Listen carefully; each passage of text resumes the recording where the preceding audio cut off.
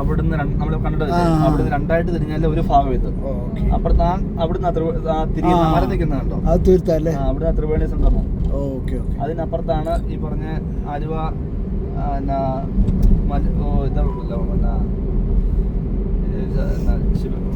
ശിവരാത്രി കിടക്കുന്ന മണപ്പുറം.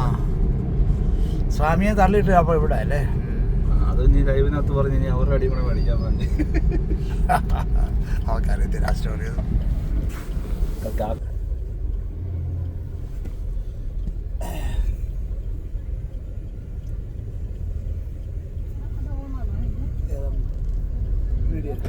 ഇപ്പൊ ആ പാലം പിടിച്ചാൽ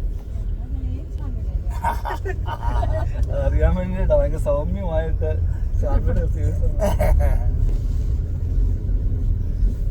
ശ്രീനാരായണപുര സ്വാമി ഇല്ലേ, അവരുടെ ഒരു ആശ്രമമുണ്ട് ഈ സ്വാമി ദയാനന്ദ സ്വാമി. അവര് ശിവഗിരി മഠത്തിന്റെ ഓണറാണ്. പക്ഷെ അയാള് ഈ SNDP മാനിക്കത്തില്ല. ശ്രീനാരായണഗുരുവിനെ വരെ അവര് തേങ്ങയ്ക്കടിച്ചു വന്നതെന്നാണ്, തലക്കടിച്ചു വന്നതെന്നാണ് കഥ. അതുകൊണ്ടാ അവര് ഞങ്ങളെ കളിയാക്കും കൂട്ടുകാരെ. ഈ സമാധി ദിനത്തില് ഈ പറഞ്ഞ അവർക്ക് കഞ്ഞിയും തേങ്ങാ ചമ്മന്തിയൊക്കെയാ ഈ സമാധിക്ക് കൊടുക്കുന്നവര് നേർച്ച പോലെ കൊടുക്കുന്നത്. അപ്പൊ ഞങ്ങൾ അന്നേരം അമ്മയോട് പറയും, തേങ്ങ അടിച്ച് പുള്ളിയെ കൊല്ലുകയും ചെയ്തു, എന്നിട്ട് സമാധിക്ക് തേങ്ങാ ചമ്മന്തി. അദ്ദേഹം നല്ലൊരു പ്രസ്ഥാനമായി വന്നതായിരുന്നു. പുള്ളി ദൈവമില്ല, ഒരു ജാതി ഒരു മതം എന്ന് പറഞ്ഞു വന്നു. അവസാനം പുള്ളിയെ പിടിച്ച് എല്ലാമാരുടെ ദൈവമാക്കി. ഇപ്പൊ അവരുടെ ദൈവമാണ് പുള്ളി. അവർക്ക് അമ്പലവും നേർച്ചയല്ല.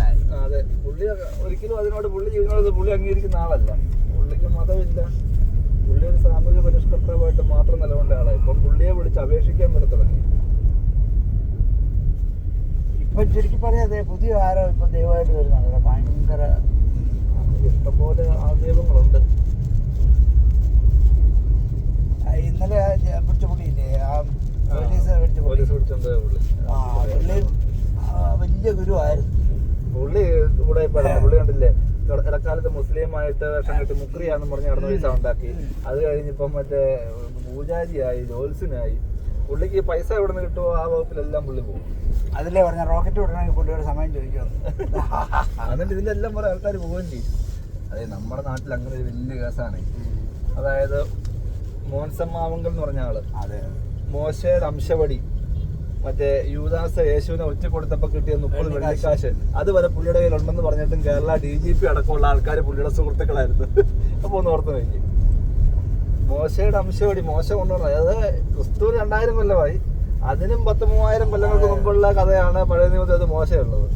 ആ പുള്ളിയുടെ വടി ഇപ്പോഴും പുള്ളിയുടെ നമ്മുടെ ആശാരിക്ക് അറിയാവുന്ന വളവും ചുറ്റും. അത് എറണാകുളത്ത് കൊച്ചി കലൂരില്.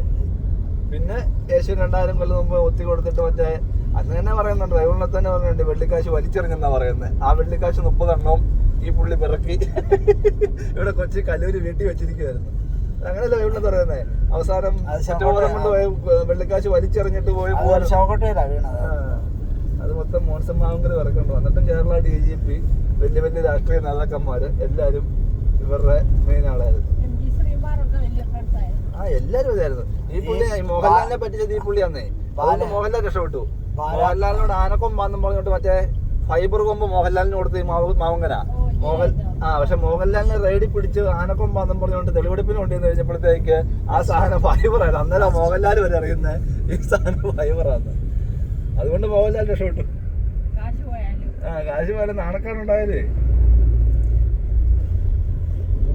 ടീമായിരുന്നു. ഈ ബൈക്കിൽ യൂസ് കോളേജ്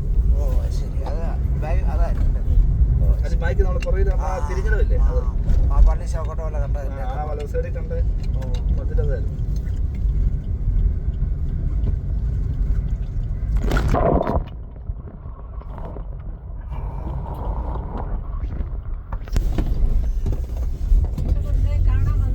അത്രേ ഉള്ളൂ യാതൊന്നും